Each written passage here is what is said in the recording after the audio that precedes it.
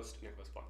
And today we're going to be breaking down the uneventful UFC 265 Derek Lewis versus Cyril Gane for the interim light heavyweight title, not light heavyweight. Yes, heavyweight title. Let's just start from the main event. I mean, very disappointed to see Derek Lewis do fuck all. I mean, Derek Lewis, he's a funny guy. He got knockout power, but he sucks. He sucks in my opinion because he can't fight. Yeah, he can fight, but he can't fight. He like Cyril Gane. His carjacker figured that out real fast, but yes.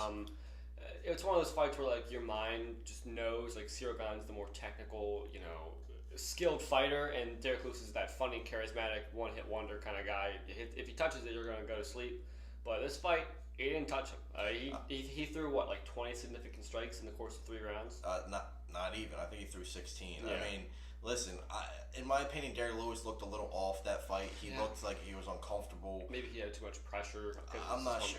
Who knows? Yeah, who knows? But I mean, Cyril Gane is he's 10-0 right now. I mean, Cyril Gane versus Francis Ngannou is going to be the fight to make, obviously. It is now the fight to make, yeah. It's that would be a pretty good fight, but I feel like it will resemble this fight a lot. Yeah, it's just going to be Cyril Gane, Francis Ngannou's power, but picking from the outside. Yeah, this is true, but Francis Ngannou, I don't know. Seems like he could maybe handle it more. You know what I mean? Yeah, I'm not sure. I mean, Derek Lewis will definitely be back.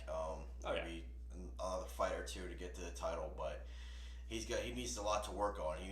I feel like he just couldn't figure Cyril Gane out. I feel like that's what he couldn't get. He couldn't get past his kicks. He couldn't get past just his karate stance in general. When I saw Cyril Gane just break out the karate stance immediately, I was like, oh yeah, Derek Lewis is done.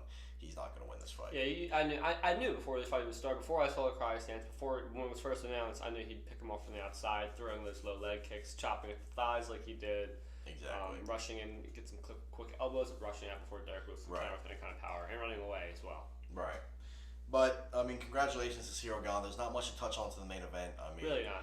We literally already covered everything. Yeah, I mean, we stayed up for a while to watch a very uneventful Derek Lewis got TK'd the third round, like 3 minutes. It didn't really even look like a TKO. It just looked like he just gave up and just put his hands up and didn't do anything.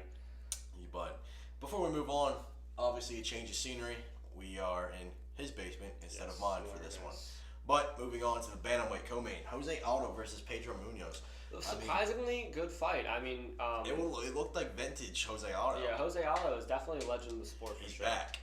He's back for sure. I mean, he's quick. They're both quick, but he was quicker. Yeah, I think maybe towards the end of the 4th or 5th round, he threw like a 4-piece combo in like a span of like a millisecond. Like the whole commentator team and I went, holy shit! Like he is fast. He's very fast. He did. I mean, Jose Aldo he's back for sure. I mean, he looks good in bantamweight. He's just the weight cut to get down there is just killing him. He kills him, what, 20 pounds, something like that. Yeah, it's nuts from featherweight or for fly. What was he? He was flyweight. Yeah, something like that.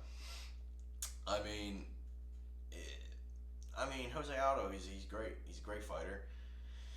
I'm excited to see what he's going to do. Maybe he'll fight Cody Garbrandt in the future. Who knows? But Cody Garbrandt's got to get his shit together too. He's not looking great either. Yeah, but you said a second ago that he was flyweight. Isn't flyweight the lowest weight class for men?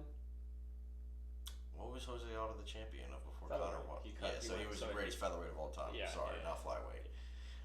Moving on to the fight before that, it's welterweight. Michael Chiesa versus Vicente Luque. Yeah, the silent assassin is one hell of a fighter. So we've seen these last few fights. Yes, man. He's a contender. He's now a bona fide contender and on his way to the title. He is. I mean, Michael Chiesa, he looked good. He did. Yep. Vicente Luque said he had his chokes in 80%, but he knows how to work out of them. So, I mean, Michael Chiesa, he's a great fighter. He'll definitely be back. I saw he posted he was just more than embarrassed to lose that fight. He just got out technically, Vicente Luque is a technical genius on the ground. Sure. The same thing with the ground game. He just got outclassed and got caught. This fight for both of them was a very large step closer to the title.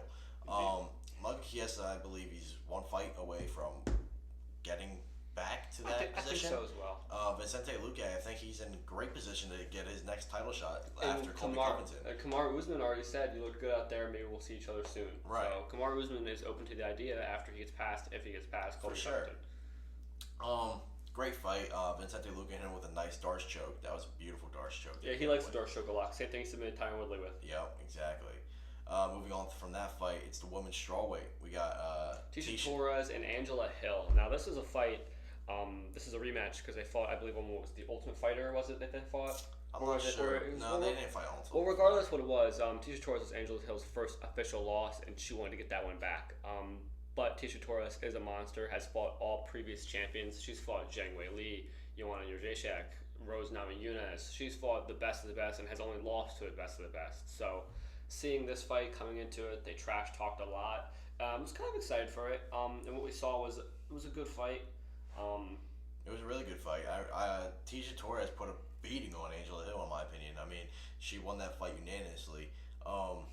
She looked good. The fight before that, Tecia Torres just took Angela Hill down the whole time, and it was one of the most boring fights in the UFC because of that. But Tecia Torres put on a nice show for everybody this time around. Congratulations to her. Moving on to the fight leading off the main card, we got Song Yadong versus Casey Kenny, sorry. Song Yadong, he put the beating on Casey Kenny. Yes. I mean, it was a pretty good fight. I don't think it was as close as people would have thought it would have been. But no, I thought Song Yadong kind of just held the pace most of the time and controlled the center of the octagon. For sure. I mean, he hit him with some nice body kicks. Those body kicks really did his body shots were drilling him, yes. Yep, Song Yadong is a good fighter. He wins a lot of his fights by decision, though.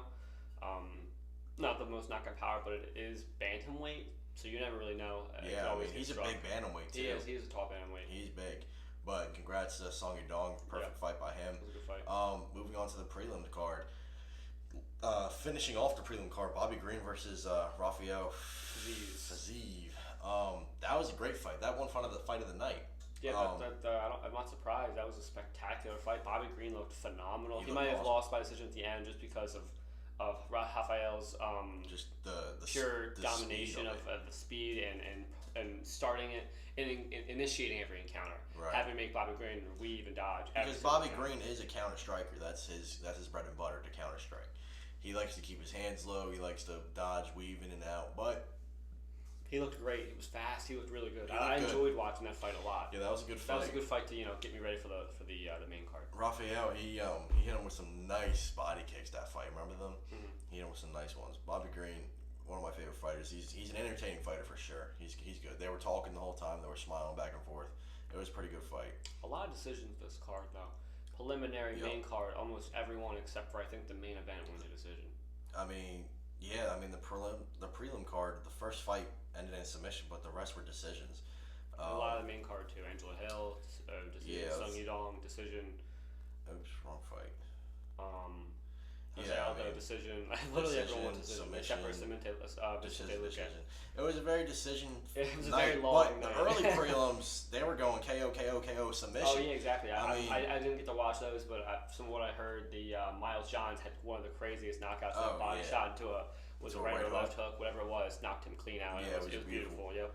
But I mean, kind of a unfortunate main card, or not unfortunate, like what's the word?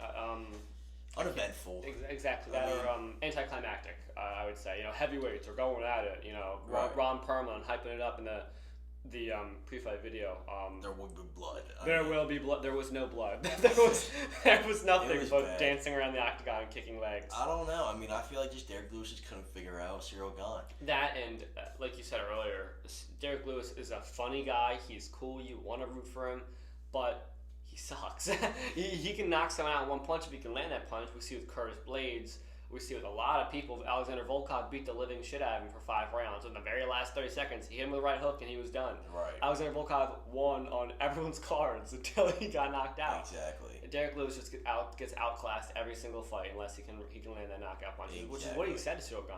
One punch is all it takes at the pre-fight press conference, and he didn't get that one punch. Cyril Gane smartly ran the whole time. I mean, he got out of the range of his power. He got away from his power. He did what he needed to do to secure the win. Exactly. If you're looking at it from a pure UFC, perspective or skill perspective, Cyril Gane did what he had to do to win. But if you're looking at it as an entertainment perspective, Houston fans in Derek Lewis's hometown, you might think he's kind of a pussy. Right. But he did what he had to do. I wouldn't want to stand in front of Derek Lewis. No. But, I mean, Cyril Gane versus Francis Ngannou, that's going to be a banger of a fight. I agree. I don't know if I would buy that fight per se. I mean, I'd buy it to see who's on the rest of the card. I would.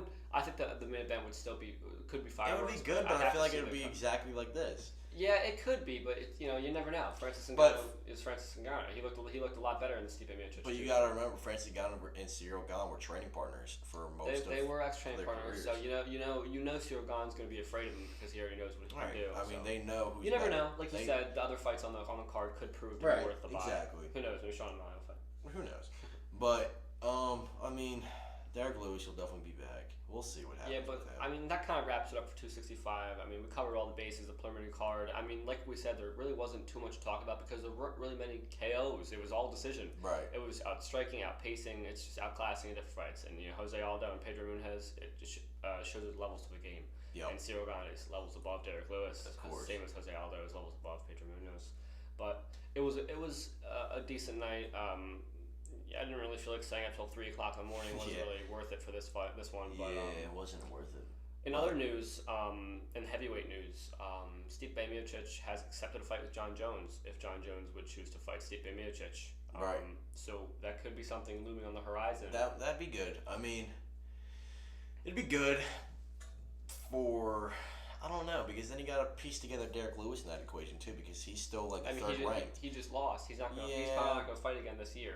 But then, I mean, it would be good for Stipe Miocic to introduce John Jones to the heavyweight division, which I feel like that would be a great fight. Stipe versus John. I agree. It would be definitely a great fight, and that opens the doors for the winner of Ciryl Gane and Francis Ngannou. Obviously, the winner of those two would fight the winner of those two. Can you imagine John Jones versus Ciryl Gane?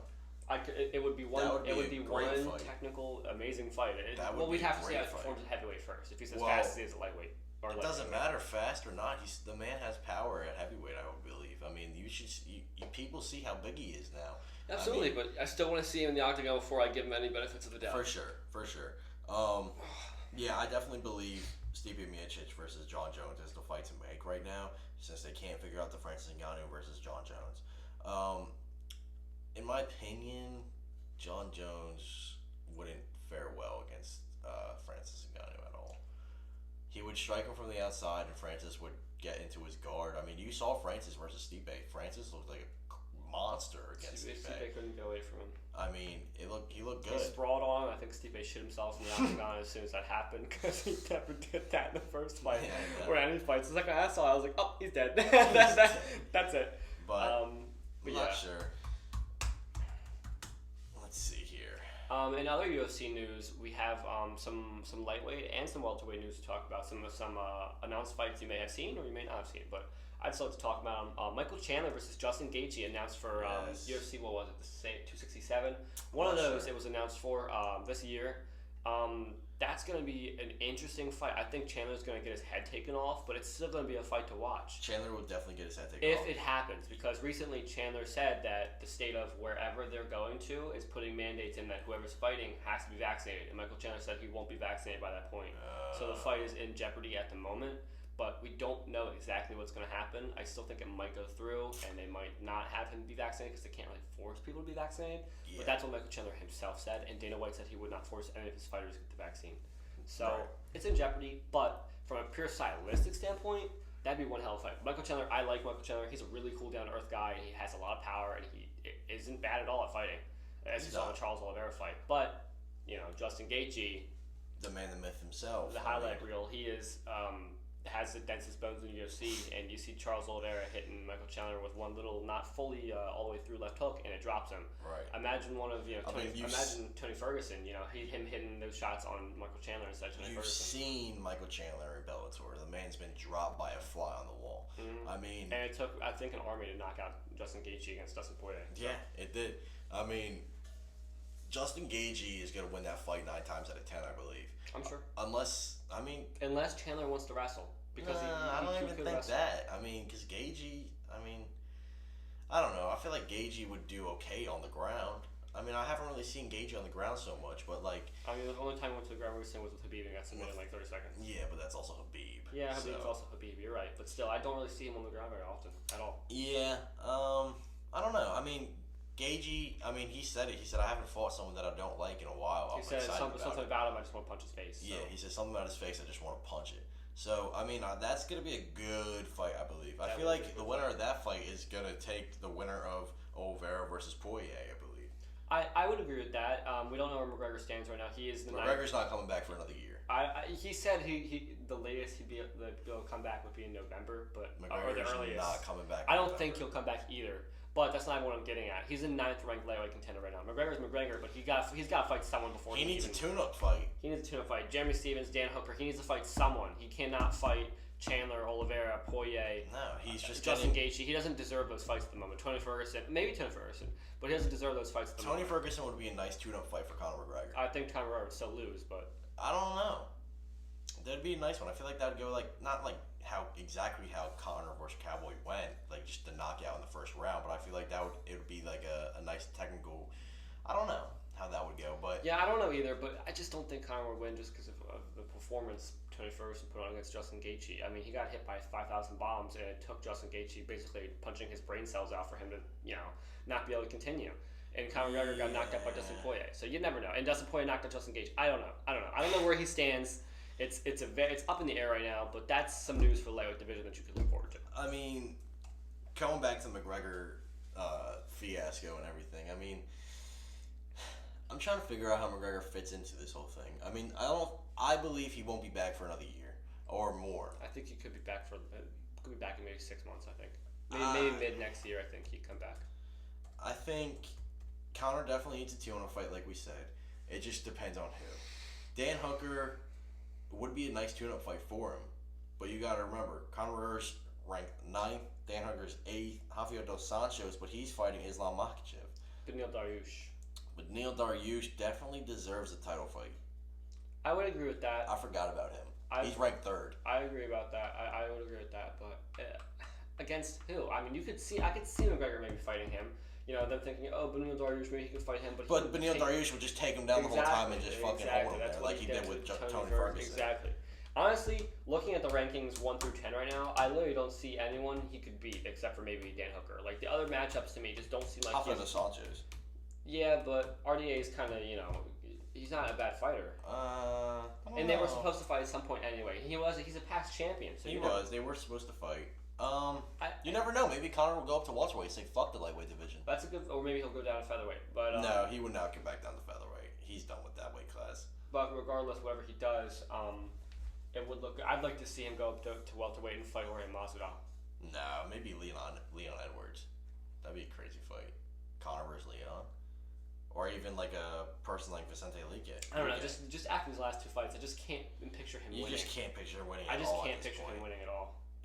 Either he lost his mojo, or he just he's just not in touch with his roots anymore. He's just not in touch with his fundamentals. It's like watching a celebrity boxing match at this point. It's like they're not gonna do well. Like Mike Tyson when he fought last. I mean, he looked okay. The guy's like 55. Yeah, but he's also really good for his age. Mike Tyson's a beast. Yeah, I thought he looked really good for his age, but that's we're talking about UFC. Whatever. But I mean, it's just one of those things where we could go on and on. Conor McGregor fans and Dustin Poirier fans, we could just go on and on. But what's coming up?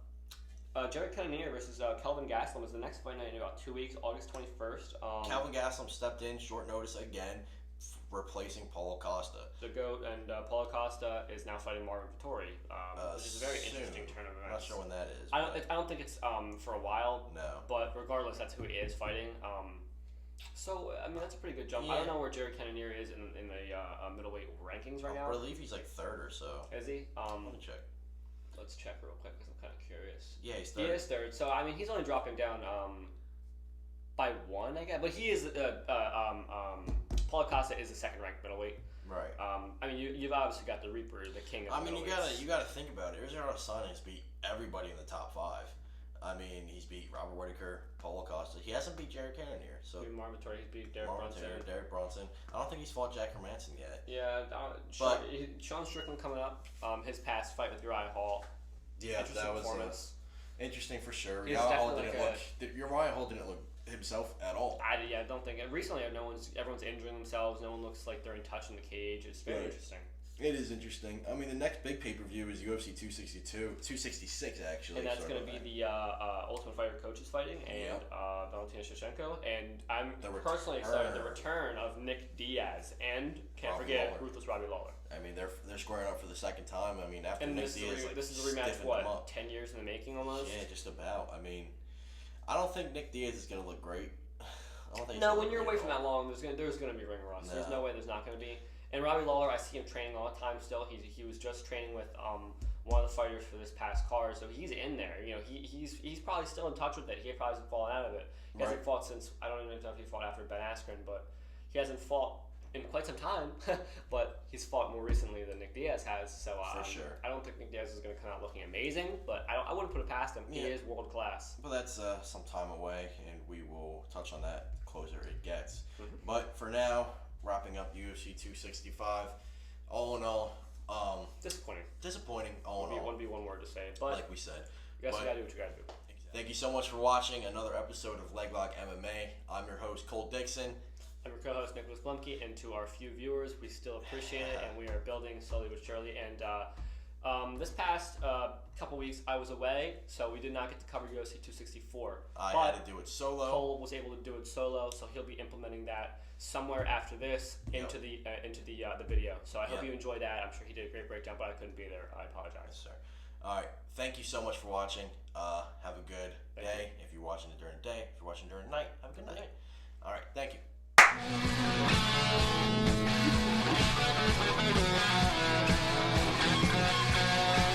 Welcome, ladies and gentlemen, to episode 5 of LegLock MMA. Solo tonight. As you can see, unfortunately, my co-host, Nick Blumke, could not be with me. He is currently enjoying his vacation in Hawaii, and I am currently leaving for an airport for my vacation in 3 hours. So we're going to bang this podcast out of the way, run down UFC 264, Conor McGregor versus Dustin Poirier 3, and let's just get straight into it. I mean, what a roller coaster of emotions that what I just witnessed was. Dustin Poirier is a fucking dead man. Let me get that off my plate first. He's a dead man. Conor McGregor will be back in a year's time. I don't know what this world has come to where we're seeing people break legs and break ankles. I never thought in a million years I would watch Conor McGregor snap his own ankle. I never thought in a million years I would see Conor McGregor fight Dustin Poirier 3 times.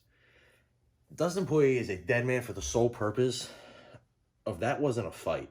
That was one round. Maybe, yeah, Conor was getting beat up a little bit. Wasn't a fight. It's a win for Dustin. It's a loss for Conor, I guess, but that was not a fight.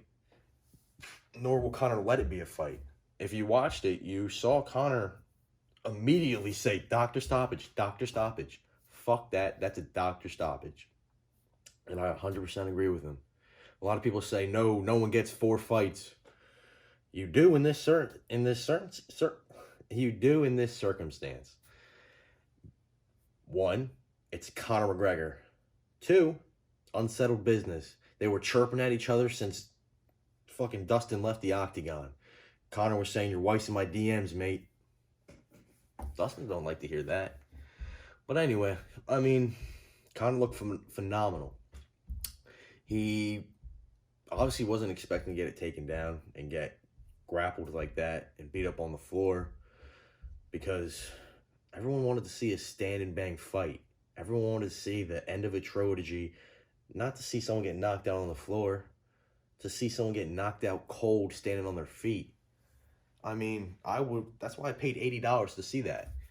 But let's just say it's not over yet. Conor will be back in a year's time. He's going to heal. He'll be all right. It's Conor McGregor. If you're stupid if the UFC doesn't think, yeah, they need to run that back again. We're going to get millions more pay-per-view buys. We're going to sell out an arena. It's a cha-ching for everybody in this sport. Yeah, maybe Dustin will go on to fight for the belt and Conor will take a year off.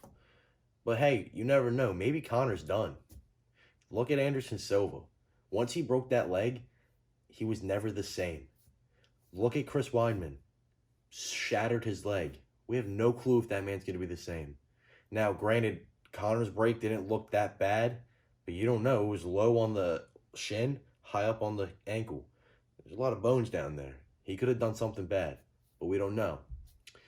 Conor might not be the same, but it's Conor McGregor. He'll push himself, and if he doesn't, the man goes down a legend. It's not over. Like he said, he wants to fight right now because what just happened. But he might reflect on this 6 months later and be like, I'm done. I'm not fighting anymore. But listen, Dustin Poirier is going to move on to fight for the belt. Charles Oliveira is going to lose his belt to Dustin Poirier. Let's say Conor McGregor fights Michael Chandler. Conor beats Chandler. Conor fights Dustin for the belt. Maybe we're looking at 2024 till that happens, but it's going to happen. You're silly if you think that's not going to happen. Nick, I'm talking to you. I just got a text from him saying, it's not going to happen. No one gets a fourth fight. Talking to you, Nick. Mark my words, 2024, McGregor versus Dustin Poirier for the lightweight belt. Anyway, just moving on from that fiasco of a main event. I mean, I feel like these past main events have not been worth it, in my opinion. I mean, they've all been stopped early. Something like this happens, or just not meeting to its expectations. But granted, it's a Conor McGregor fight. Everyone wants to watch a Conor McGregor fight.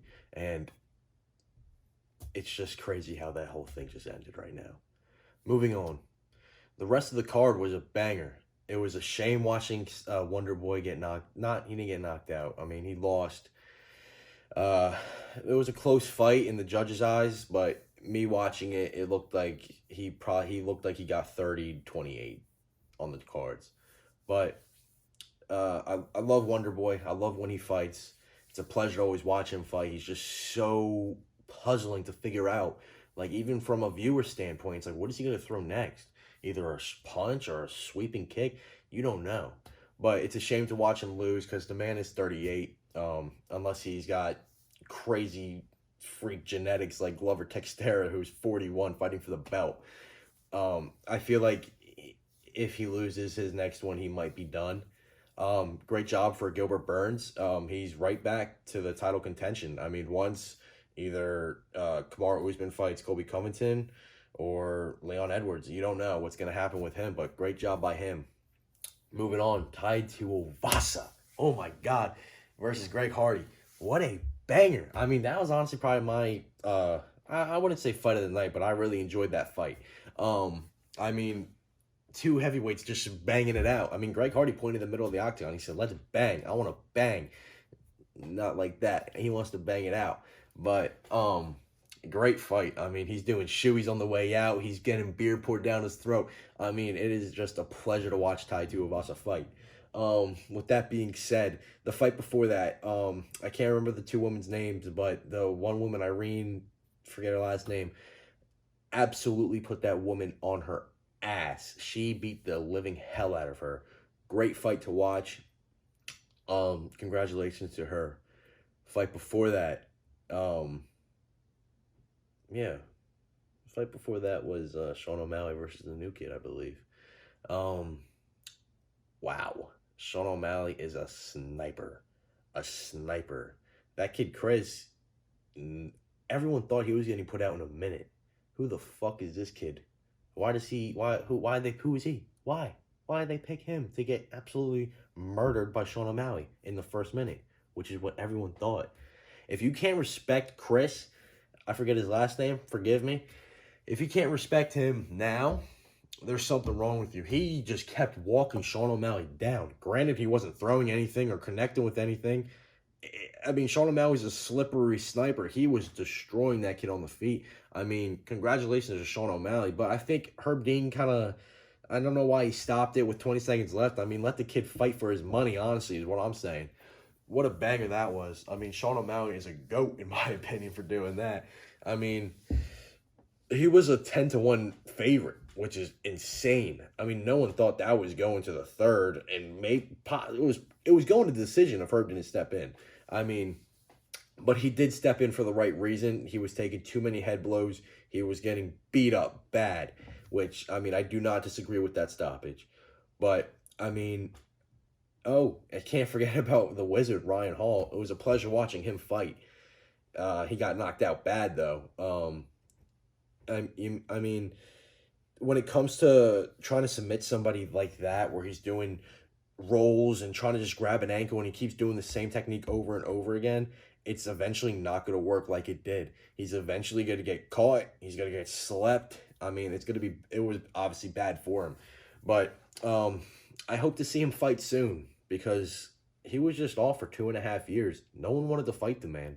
No one wanted to raise their hand and say, yeah, I'll fight the Wizard, because they were scared of his submission ability and his kicks. He did showcase some of his kicks, which is a pleasure to watch as well. But hope to see him back. Unfortunate that he did lose. But, I mean, unfortunate main event.